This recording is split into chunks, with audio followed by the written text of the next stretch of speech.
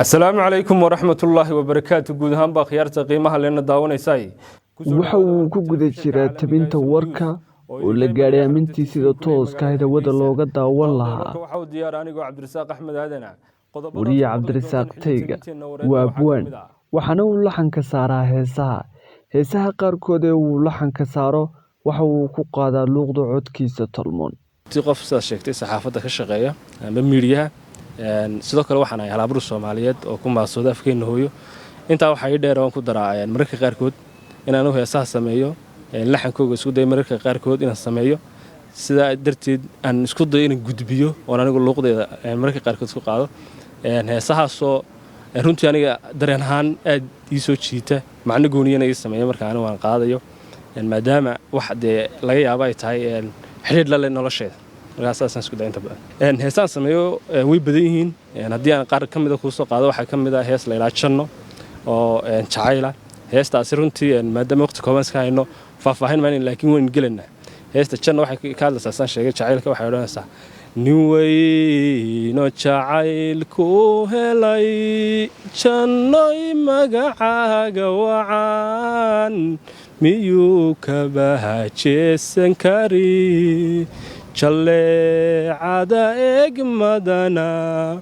indhaha soo jiita oo nafta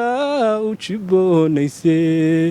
jamaalkiyo muuqa wacan jogaagiyo quruxda bilan jamahad adigay habluhu jexahanka gaadhahayn jalbeebtiyo erey macaan adaan jees aqoon jannada ifku waa adiga qudhani ku jeelan tahay badan bulshadu horta way ugu bogaadiyaan iyo dhalinyarada aan saaxiibadana miidiyaha ka wada shaqeyno iyo kuwa kale bahda halaburkan isku nahayba way ugu dhiirigeliyaan waxay sheegaan inaan arintaas u baahan tahay arin in la sii wada ay tahay oo magaranaysa la dhiirigeliyo qofka noocaasa aniguna miisiga ma jecli oo inaan heesayga miisig saar ma jecli laakiin waxaan ku dhiiradaa oo isku dayaa markasta inaan cod ahaan ku gudbiyo maadaama aan bulshadeenu inta badan ay fanaaniin badan leedahay waxa inaga dhiman oo inagu yar dad codkooga oo magaranaysa saafiya inagu soo gudbiyo heesaha oo inoogu heesa waliba heesa cusub marweeyada lafteedu waa hees jacayla oo arrimaha jacaylka ka hadlaysa marka waxay odhanaysaa marwada sharaftiyo milgaha huwaaney mankay higan luusho macaan ku taabe adaha mar horaba naftayhidan maro kumeeheraystay meel ka dhowhudahayey muxuboy araga gameheldhayayo muqahaga dawe iyo meelaan oge maasata xamsow miidiyuhu waxyaabaha aan xiisayn jiray ilaa yaraanteedii ka mid ah jeclaa inaan miidiyaha ku biiro ama qof saxaafiya noqdo hal abuurkuna waxa Soomaalidu tiraahdaa hibo amba wahiba keentay amba hawle keentay marka amba hida keentay waxaan u maleynayaa in family qayb ka mid ay hidow lahaayeen oo gabi jireen oo jacaylka hadlaysa maasadaasaan ku gali doonaa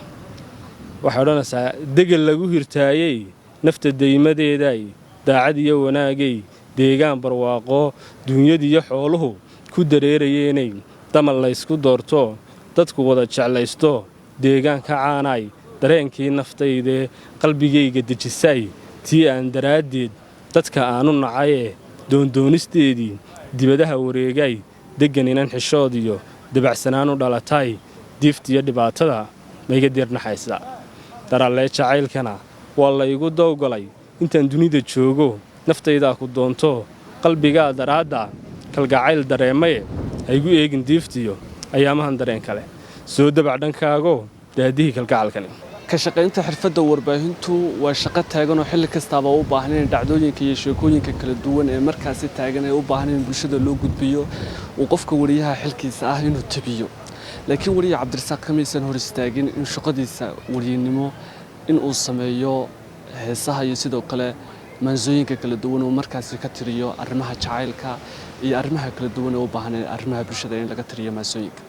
xamse dabaare telefishinka SK Cable TV Hargeysa.